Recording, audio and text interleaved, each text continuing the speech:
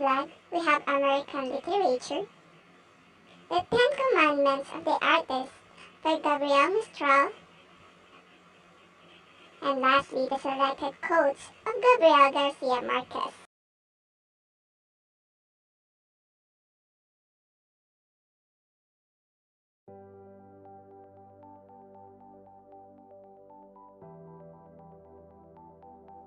For the first part of our topic, first let us know what is American literature. Basic characteristics of all types of literature such as characters, plots, environments, pictures, and themes are explained in American literature. It embodies American ideals and makes those locations known.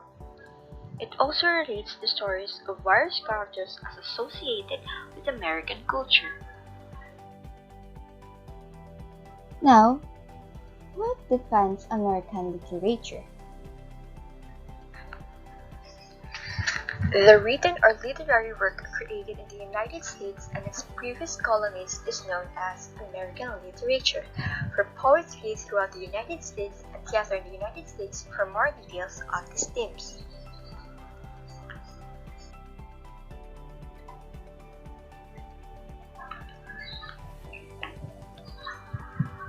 The three characteristics of American literature include plot of decline, indifferent of nature, and third-person omniscient reaction to romanticism and surrealism.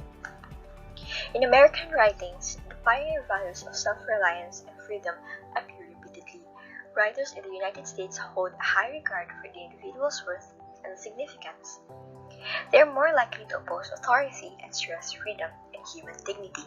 They frequently honor nature and sense of limitless space. The following are the main concepts used in American literature. The American dreams, the idea that is in a world where upward mobility is possible for all. Everyone, regardless of where they were born or what class they were born into, will achieve their own version of success. Loss of innocence is a common theme in fiction, pop culture, and realism. It is often seen as an integral part of coming of age. We also have relationship with nature, relationship with society, and relationship with science. Alienation and isolation, survival of the fittest, and delusionment. Delusionment is the loss of identity, mixed up culture, death, and destruction. These are the themes which are taken as the cause of delusionment of people. Last, we have the rebellion and protest. Now, let me take you through 10 excellent examples of American literature, something you should read.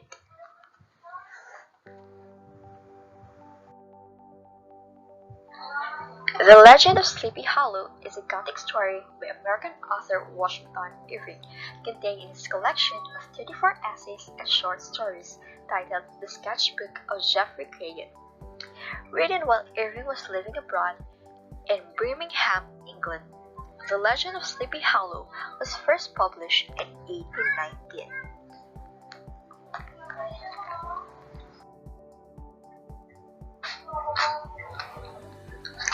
The Great Gatsby is a 1925 novel by American writer Scott Fitzgerald.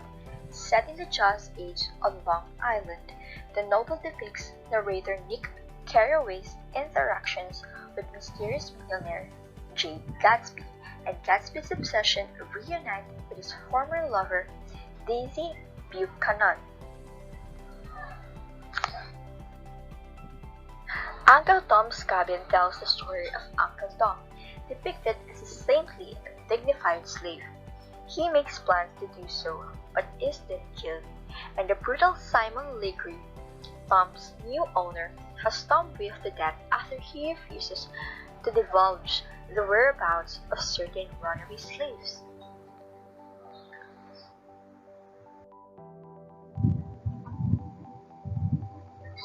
The plot of Huckleberry Finn tells the story of two characters attempt to emancipate themselves. Huck desires to break free from the constraints of society, both physical and mental, while Jim is fleeing a life of literal enslavement. 100 Years of Solitude is a landmark 1967 novel by Colombian author Gabriel Garcia Marquez that tells the multi-generational story of the Buendia family, whose patriarch Jose Arcadio Buendia founded the town of Macondo. The novel is often cited as one of the supreme achievements in literature. Lolita is a 1955 novel written by Russian-American novelist Vladimir Nabokov. The novel is notable for its controversial subject, and the protagonist, an unreliable narrator, a middle-aged literature professor under pseudonym Humbert Humbert, is obsessed with a 12-year-old girl, Dolores Haight, with whom he becomes sexually involved after he becomes her stepfather. Lolita is his private nickname for Dolores.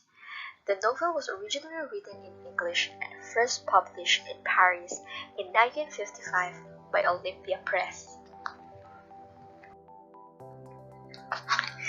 Underworld is a story of men and women together and apart, seen in deep, clear detail and in stadium-sized panoramas, shadowed throughout by the overaching conflict of the Cold War.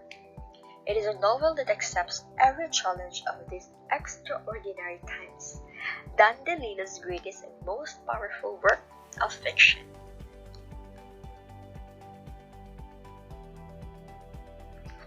The Grapes of Wrath, the best-known novel by John Steinbeck, published in 1939, it evokes the harshness of the Great Depression and arouses sympathy for the struggles of migrant farm workers.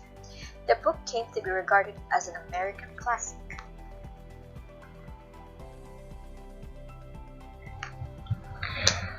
The Invisible Man, to whom the title refers, is Griffin, a scientist who has devoted himself to research into optics and who invents a way to change a body's refractive index to that of air so that it neither absorbs nor reflects light. He carries out this procedure on himself and renders himself invisible, but facing his attempt to reverse it, a practitioner of random and irresponsible violence, Griffin has become an iconic character in horror fiction. Last, we have Light in August.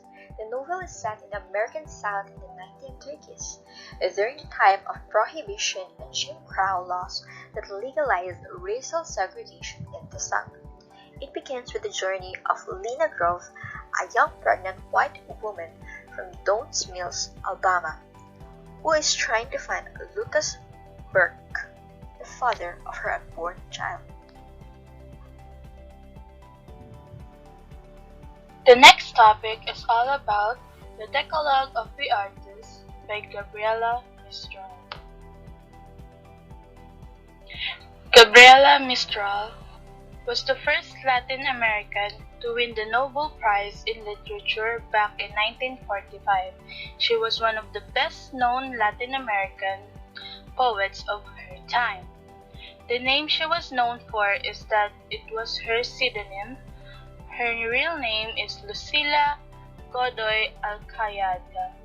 She was born on April 7, 1889, a Chilean poet, an educator, a diplomat, and a feminist.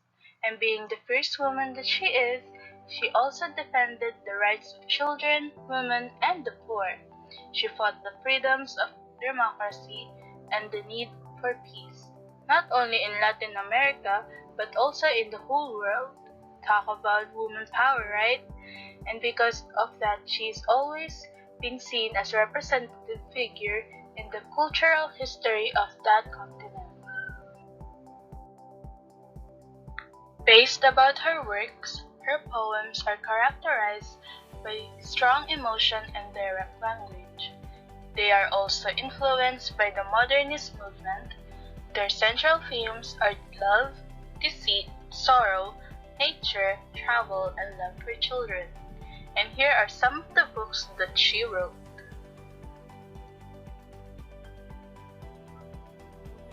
Now let's discuss the Decalogue of the artist, or also known as the Ten Commandments of the artist. Do note that Mistral's poems are as literal as how you view them. It won't mean the same for me and for everyone else, as it can define who you are. The first commandment is, "You shall love beauty, which is the shadow of God over the universe, as everything that the eye sees are from the hands of its creator." Second commandment says, "There is no godless art. Although you love not the creator, you shall bear witness to him creating his likeness." Seems to be the same of number 1. It simply terms you may not be fond of someone, but that won't mean you cannot appreciate their efforts and outputs. The third commandment says, "You shall create beauty, not to excite the senses, but to give sustenance, or the maintenance and of nourishment, to the soul." You just simply cannot satisfy one by giving what is external, but fulfillment is met by nurturing the internal. The fourth commandment says, "You shall never use beauty as the pretext for luxury and vanity, but as a spiritual devotion." Just like buying an art or anything, you don't buy it for its looks or price, but also its impact in your life. Fifth commandment, "You shall not seek beauty at carnival or fair, or offer your work there, for beauty is virginal, and is not to be found at carnival or fair, as art is supposed to be taken deeper than what meets the eye." The sixth commandment, "Beauty shall rise from your heart in song, and you shall be the first to be purified." The seventh commandment, "The beauty you create shall be known as compassion, and shall console the hearts of men, as it would be a haven for those in need."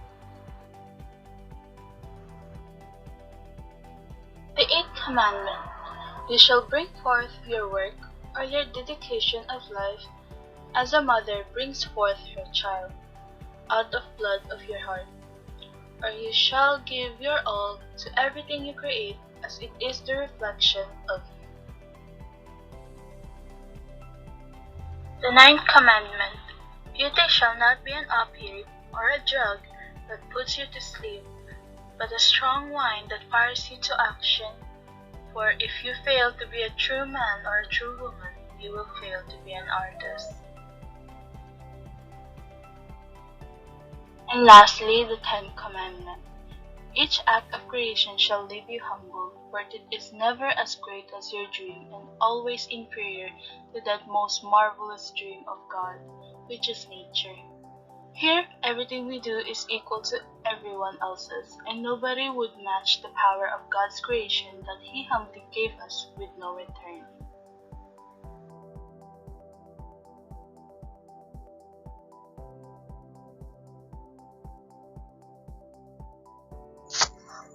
The third topic that was assigned to our group was the selected quotes of Gabriel Garcia Marquez. And before we go to his famous quotes, let's get to know more about who is Gabriel Garcia Marquez. Gabriel Garcia Marquez was born on March 6, 1927 in Aracataca, Colombia. He was 87 years old when he died. He was a Colombian novelist. He studied law but became a journalist before attaining a literary fame. He was awarded the Nobel Prize for Literature in 1982, mostly for his masterpiece Cien Años de Soledad, or in English, 100 Years of Solitude, in 1967. He was the best-known Latin American writer, and he died April 17, 2014 at Mexico City, Mexico. So a disclaimer before I start. representing the selected quotes of Gabriel Garcia Marquez. We all have different perspectives and way of understanding. So if I share mine, it is about how I perceive it and understand it. So the first quote is, "Time was not passing, it was turning in circle." The second quote is, "No matter what, nobody can take away the dances you have already had. Nobody can steal what is your trademark, what is your legacy. It will be always yours. And it is up to you of what trademark that you're going to leave that will be eventually your legacy." And the third quote is, "It is not true that people stop pursuing dreams because they grow old. They grow old because they stop pursuing dreams." And that's a sad fact. All people can dream, but not all people can achieve it. Because of so many reasons. The burning passion was gone that was once they are feeling. The motivation was lost and they're not inspired anymore to continue. And also, some of us stop because of responsibilities and priorities. And those people who stop pursuing their dreams just regret.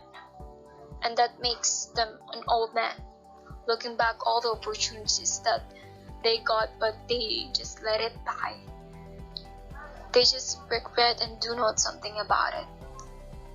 So if you're one of the people who stop and see, oh, even a little opportunity, get that. At least you won't regret because of trying. The fourth quote is, "The problem in public life is learning to overcome terror. The problem in married life is learning to overcome boredom." And that's a real talk. It is what it is.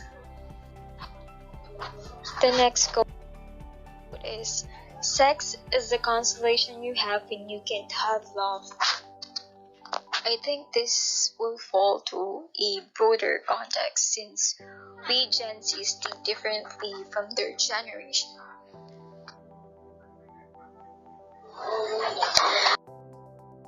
The next quote is, "Then he made one last effort to search in his heart for the place where his affection had rotted away, and he could not find it." I think this is one of a heartbreaking reality that we're going to experience in life. It is when you realize that that is something or someone that once you are passionate about are gone, that you just had lost interest of something that you love. And even if you take efforts of learning to love it again, you can just feel it, you can just have it back. The seventh quote is, "Tell them yes even if you're dying of fear, even if you're sorry later, because whatever you do you will be sorry all the rest of your life if you say no." And that is true.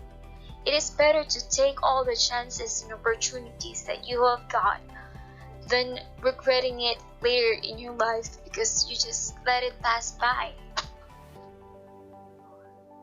The next quote is stating that, "Become a better person and be sure to know who you are before meeting someone new and hoping that person knows who you are."